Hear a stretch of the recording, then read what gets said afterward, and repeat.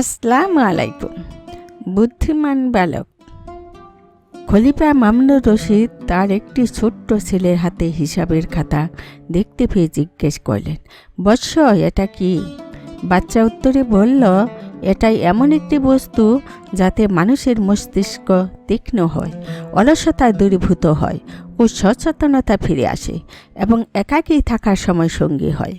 খলিফা আল্লাহর শুকরিয়া আদায় করে বললেন, আলহামদুলিল্লাহ, আল্লাহ আমাকে এমন ছেলে দিয়েছেন যে চর্মচক্ষুর চেয়ে জ্ঞানের চক্ষু দিয়ে বেশি দেখে। আসমাই বলেন, আমি আরবের একজন কিশোরকে বললাম, হে বৎস, তুমি কি এটা পছন্দ করো যে তোমাকে 1,00,000 টাকা দেব এবং তুমি আহাম্মক হবে? সে উত্তরে বলল, না। আমি বললাম, কেন? সে বলল, হতে পারে একদিন এই টাকা শেষ হয়ে যাবে, কিন্তু আহাম্মক দোষটি আমার সাথে সংশ্লিষ্ট হয়ে যাবে। শিক্ষা।